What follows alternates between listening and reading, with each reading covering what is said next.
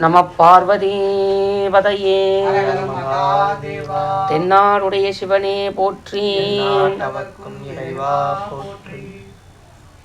உலகெல்லாம் உணர்ந்தோதற்கரியவன் நிலவுலாவிய நீர்மலி வேணியன் அழகில் ஜோதியன் அம்பலத்தாடுவன் மலர் சிலம்படி வாழ்த்தி வணங்குவாம். திருச்சிற்றம்பலம் இல்லை அம்பலம்.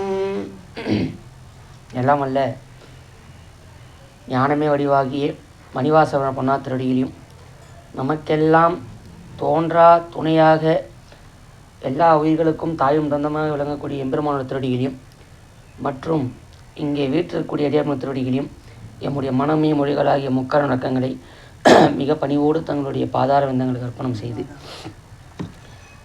அப்படிப்பட்ட அற்புதமான ஒரு புண்ணிய திருநாள், இந்த பொன்னான ஒரு நன்னாள்.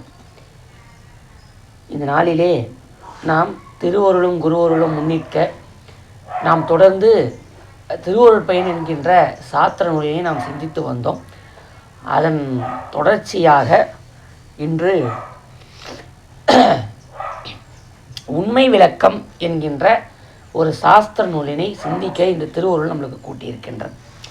உண்மை விளக்கம் என்றால் என்ன? இதனை இயற்றிய ஆசிரியர் யார்? இவருடைய குருநாதர் யார் என்று நாம் பார்த்தோமானால், இந்த உண்மை விளக்கத்தினுடைய ஆசிரியர் யாருன்னு சொன்னால் நம்மளுடைய திருவதிகை மணவாசகம் கடந்தார். அப்படி திருவதிகை மணவாசகம் கடந்தால் இப்படிப்பட்ட அற்புதமான நூலினை செய்கின்றார்.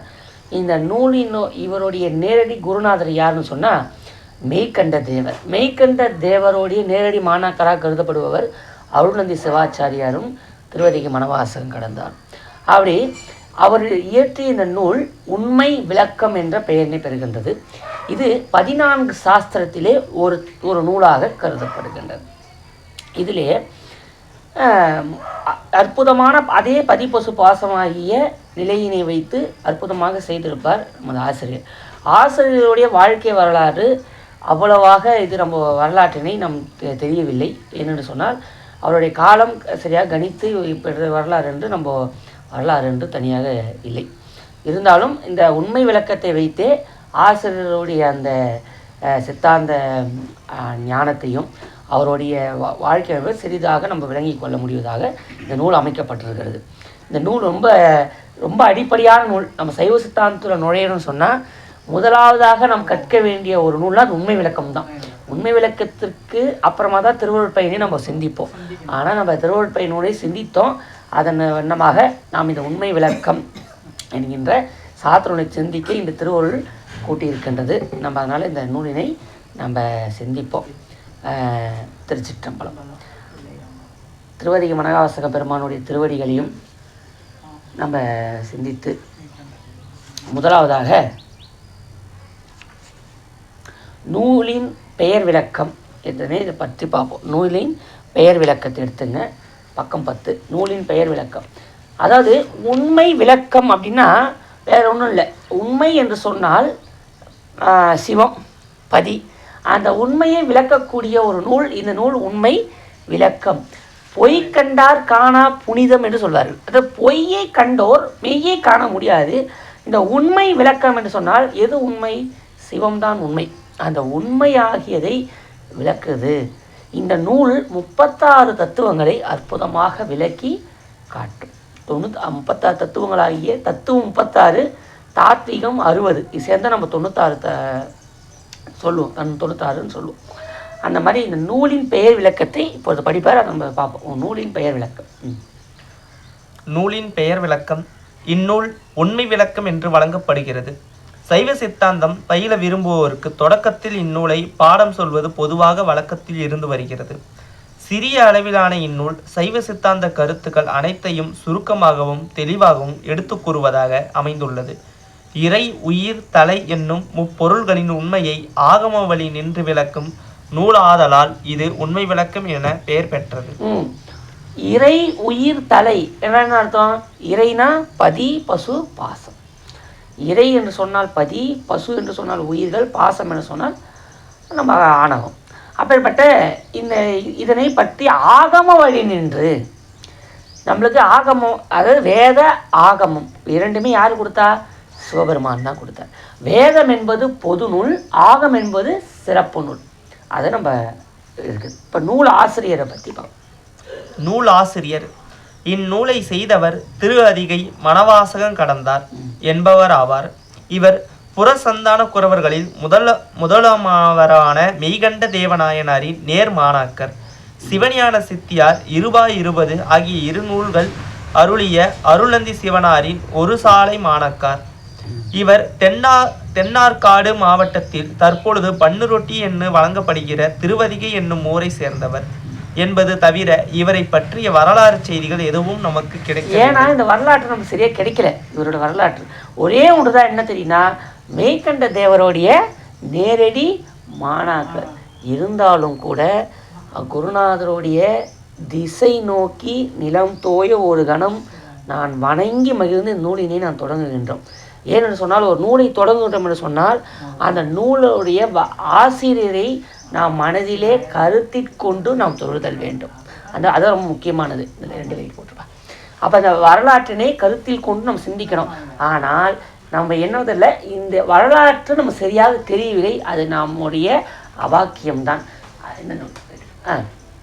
நமக்கு தெரியவில்லை. இருந்தாலும் கூட நம்ம ஒரு கணம் திருவதிகை மணவாசகம் திருவதிகை என்கின்ற அந்த ஊரின் திசை நோக்கி ஒரு கணம் விழுந்து மானசீகமாக வணங்கி ஒரு நாள் திருவடிகளையும் நம்முடைய சிந்தையிலே நினைந்து வழுந்தி இந்த நூலினில் நாம் நுழைவோமாக. இந்த நூலின் அமைப்பும் தனி சிறப்பும். நூலின் அமைப்பும் தனி சிறப்பும். இந்நூல் 54 வெண்பாக்களால் செய்யப்பட்டுள்ளது. இதனால் 54 இதை கோடிட்டு வைத்துக்கணும் மனசுல. 54 வெண்பா செய்யுள்னால ஆனதுதான் இந்த நூல். 54 செய்யுள், அதை பாடல்னு தவிர ஓகே தான். 54 வெண்பாக்களால் ஆனது. இதன் ஆசிரியரான திருவதிகை மணவாசகம் கடந்தார் தம்முடைய ஆசிரியரான மெய்கண்ட தேவரின் வினாக்கை கேட்பது போலவும் அவ்வினாக்களுக்கு மெய்கண்ட தேவரே விடைகளை கூறுவது போலவும் இந்நூல் அமைக்கப்பட்டுள்ளது. இந்த நூல் கேள்வி வெண்பாவால் அமைக்கப்பட்டுள்ளது. கேள்வி வினா வெண்பா அப்படின்னு சொல்லலாம். அதாவது கேள்வி கேட்பது. ஆனால் இது என்ன விசேஷம், கேள்வியும் இவர் தான் கேட்கிறார், பதிலும் திருவதிகை மணவாசகம் கடந்தார் தான் சொல்கின்றார். இருப்பினும் கூட இவர் கேட்பது போலவும் தன் ஆசிரியராய் தன்னுடைய குருவாகிய மெய்கண்ட தேவரே பதிலளிப்பதாகவும் ஒரு நடையிலே இந்த நூலினை செய்திருக்கின்றார். ஆனால் இது மணவாசகம் கடந்தார் தான் இயற்றிய இறை உயிர் தலை எனப்படும் 3 பொருள்கள் பருமையான பொருளான பாசத்தில் தொடங்கி பாசம் பசு பதி என பொருள் விளக்கி சொல்லும் பாங்கில் இந்நூல் அமைந்துள்ளது. அதாவது 3 பொருள்களும் பருமையான பொருளான பாசத்தில் தொடங்கி பாசம் பசு பதி என்ன பொருள் விளக்கி சொல்லும் பாங்கில் இந்த நூல் தான் ஃபஸ்ட்டு பாசம், அப்புறம் பசு, அப்புறம் பதியை விளக்கி இந்த ஆர்டரில் இந்த நூல் விளக்குது அப்படின்னு சொல்கிறாங்க. மற்றைய மெய்கண்ட சாத்திரங்களைப் போலவே இந்நூலும் முன்பொருள் உண்மையையே விளக்கி கூறுவதாக இருந்தாலும் ஏனைய நூல்களில் விரிவாக கூறப்படாத நாதன் நடம் எனப்படும் நடராச பெருமான் திருக்கூத்தின் உண்மையை விளக்கமாக கூறுவது இந்நூலின் தனி சிறப்பு. இந்த நூலின் தனி சிறப்பு சொன்னால அடியேன், இந்த நூலின் தனி சிறப்பே வேறு எந்த நூலுமே நடராஜ பெருமானுடைய திருக்கூத்தின் மகிமையை சொல்லவில்லை. ஆனால் இந்த நூலில்தான் அந்த ஆனந்த கூத்தினான விளக்கத்தினை திருவதிகை மணவாசகம் கடந்தால் அற்புதமாக சொல்லியிருக்கின்றார். முன்பாக நாம் இந்த நூலுக்குள் நுழைவோம். திருச்சிற்றம்பலம். இப்பொழுது முதல் வகுப்பாக காப்பு செய்யுளினை நாம் பார்க்க இருக்கின்றோம். காப்பு என்று சொன்னால் என்ன, அதான் ரக்ஷா பந்தனம் என்று சொல்றாரு. ஒரு கோயில் விசேஷம்னா என்ன பண்ணுவோம், காப்பு கட்டுவோம். சில பேர் வீட்டில் விளையாட்ட சொல்லுவாங்க காப்பு கட்டுவோம். காப்பு கட்டுதல்னா முதன்மை என்று சொல்கிறேன். காப்பு என்று சொன்னால் நமக்கு பாதுகாப்பு, ஒரு கவசம் அப்படின்னு சொல்வார். அப்படி இதுக்கு சமஸ்கிருதத்திலே ரக்ஷாபந்தனம் என்கின்ற ஒரு சடங்கினை செய்வார். ஒரு கும்பாபிஷேகம் செய்தாலும் சரி, அதுக்கு முன்பாக ரக்ஷாபந்தனம் அப்படின்னு சொல்வார். அப்படி இந்த காப்பு என்று சொன்னால் ஒரு நூலினை தொடங்குவதற்கு முன்பாக, அப்போ நம்மளுடைய திருவருட்பையிலே ஒரு காப்பு செய்யுளாக எழுது நட்குஞ்சர கண்டு நன்னின் கலைஞானம் கற்கும் சரக்கன்று காண் என்கின்ற ஒரு காப்பு. அது கடவுள் வாழ்த்தாக அது அமைகின்றது. அதுபோல் இந்த நூலுக்கு ஒரு காப்பு, அதே போல் அவை அடக்கம்லாம் ஒரு நூலுக்கான ஒரு வரைமுறை. ஒரு நூலை செய்கிறோன்னு சொன்னால் அந்த நூலுக்கு ஒரு காப்பு இருக்கணும், ஒரு அவையடக்கம் இருக்கணும், அந்த நூல் என்ன சொல்லுது என்கின்ற பாயிரம் இருக்கும். இதுதான் அந்த நூலுக்கான ஒரு ஒரு அமைப்பு வழக்கு முறை. அப்போ இது முதலாக நம்ம காப்பு செயலாகிய செய்யுளை முதல் வகுப்பாக நாம் பார்க்க இருக்கின்றோம். உண்மை விளக்கம். காப்பு வன்மை தரும் ஆகம நூல் வைத்த பொருள் வலுவா உண்மை விளக்கம் உரை செய்ய திண்மதம் சேர் அந்திந்திர தந்திமுக தொந்தி வயிற்று ஐங்கரனை பந்தமர புந்தியுள் வைப்பாம். அதாவது வன்மை தரும் ஆகம நூல் வைத்த பொருள் வழுவா உண்மை விளக்கம் முறை செய்ய திண்மரம் சேர் அந்தி நிற தந்தி முக தொந்தி வயிற்று ஐங்கரனை. இவ்வளோ விநாயகர் பெருமான் சொல்கிறாங்க பாருங்க. இந்த உண்மை விளக்கம் உரை செய்ய பெருமானே பொருள் வழுவா, இந்த உண்மை விளக்கமாகிய நூலினில் நான் பொருள் வழுவா வண்ணம் என் சிந்தையில் பதியும் வண்ணம் இந்த திண்மதம் சேர் அந்தி நிற. அந்தினா இந்த சாயங்கால வேளையில் சூரியன் எப்படி இந்த வானம் பார்த்திங்கன்னா செவந்த நிறத்தில் இருக்கும், அதான் அந்தி நேரம்னு சொல்லுவார். அதுபோல் அது செகப்பாக இருக்கிற யார்? விநாயக பெருமான். அதை செந்நிறத்தில் இருக்கின்றான். அதான் அந்தி நிற தந்தி முக, தந்தி ஆகிய தும்பிக்கையை முகமாக கொண்டும் தந்தி முக தொந்தி வயிற்றாகிய அந்த வயிற்றினை உடைய ஐங்கரனை 5 கரங்களை உடைய பந்த மர புந்தியில் வைப்பான். அப்பேற்பட்ட ஐங்கர பெருமானை என்னுடைய பந்தமாகிய பாசத்தினை அறுப்பதற்காக என்னுடைய புந்தியாகி என் சிந்தையில் வைப்பாம் என்கின்ற அற்புதமான அந்த காப்புச்சியூர். இதனுடைய தெளிவுரை. சிவ ஆகமங்கள் சரியை கிரியை யோகம் ஞானம் என்னும் 4 பாதங்களில் வளத்தை கூறுகின்றன. அவற்றுள் ஞான பாதத்தில் பதி பசு பாசம் எனும் முப்பொருள்களின் உண்மை இயல்புகள் அருளப்பட்டுள்ளன. அவற்றின் இயல்புகளை ஐயம் திரிவு அற்ற முறையில் உரைக்கப் போகும் நூல் உண்மை விளக்கமாகும். இந்நூல் இடையூறின்றி இனிதே நிறைவுறும் பொருட்டு அதற்கு துணையாக எம் அறிவிலுள்ள அஞ்ஞானத்தை நீக்கும் பொருட்டு விநாயக பெருமானை வழிபடுவோம். விநாயக பெருமான் சிவந்த நிறத்தினையும் ஆணை முகத்தையும் பருத்த வயிற்றினையும் 5 திருக்கைகளையும் உடையவர். யான் எனது என்னும் செருக்கு நம்மை விட்டு அரும்பொருட்டு அவரை நம் உள்ளத்தில் வைத்து வழிபடுவோம். அவ்வாறு நினைந்து வழிபடுவோம். ஆனால் இந்நூல் எந்தவித இடையூறும் இன்றி இனிதி நிறைவுறும். இந்நூலாசிரியர் திருவதிகை மணவாசகம் கடந்தார். தம் ஆசிரியர் மெய்கண்ட தேவரை போன்றே விநாயகரை வழிபட்டு தமது நூலை தொடங்குகிறார். அது குருவாக எண்ணி வழிபடுகின்றார். அந்த விநாயகரை நாமும் வழிபாடு செய்து இந்த நூலினை தொடங்குவோம். ஆனால் இந்த ஒரு சின்ன அதாவது இந்த 54 பாக்களில் இந்த காப்பு செயல் என்பது கணக்கில் வராது. 55ஆக அப்போ வரும். இதுக்கு காப்பு செயல் அப்போ அடுத்த பாக்கள் இருந்து தான் கணக்கில் வருகிறது 1, 2. அதனால் இந்த உண்மை விளக்கம் காப்பு செயலினை நாம் இந்த வகுப்பிலே 1வது வகுப்பாக நாம் முடிக்கின்றோம்.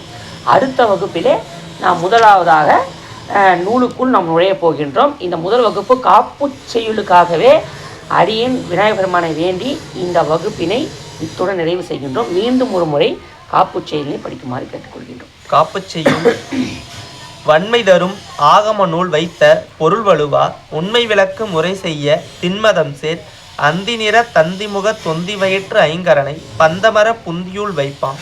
அதாவது சிவாகமங்களின் சரியை கிரியை யோகம் ஞானம் என்னும் 4 பாதங்களின் வளத்தை கூறுகின்றது. அதை நம்ம பார்த்துக்கணும். சிவாகம் என்ன சொல்லுது? சரியை கிரி யோகம் ஞானம்.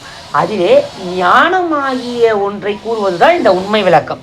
அதனாலே ஞானத்தை புகுத்தும்படியினாலே இந்த ஞானத்திலே நான் வழிபாடு அதை இந்த ஞான நூலை கற்கும் பொழுது இதிலே நம்மளுக்கு ஐயம் திரிப்பு வரக்கூடாது. ஒரு நூலை கற்கணும்னு சொன்னால் ஐயம் திரிப்பு கற்க வேண்டும். இதனால் அந்த நூல் நம்மளுக்கு பயனை நல்காது. அப்போ ஐயம் திரிப்பு நீங்க வேண்டும் என்று சொன்னால் நம்மளுக்கு யாரோட துணை தேவை? அந்த ஞானாசிரியனாக ஆசிரியருடைய துணை இல்லாமல் நமக்கு ஐயம் திரிப்பு நீங்காது. நூலை நம்ம குரு இல்லாமல் நம்மளே படிச்சுக்கலாம் வீட்டில் நம்ம நினச்சோன்னா நம்மளுக்கு என்ன வரும்? ஐயம் திரிப்பு வரும். திடீர்னு ஒரு சந்தேகம் வரும். இது எப்படி இது மாதிரி இருக்குது, இது இப்படி சொன்னால் எப்படி ரெடி? அப்போது அந்த ஐயம் திரிப்பு வர வேண்டும் என்று சொன்னால் குருநாதனுடைய துணை தேவை. அப்படி தன் குருநாதனாகவே பாவித்து விநாயக பெருமானை வழிபாடு செய்து இந்த நூலினுக்கு காப்பு செயலை அமைக்கின்றார் நம்ம மணவாச கடந்த பெருமான். இத்துடன் இந்த காப்பு செயல் நிறைவு செய்து அடுத்த வகுப்பிலிருந்து நம்ம நூலுக்குள் செய்யுள் போகும். திருச்சிற்றம்பலம்.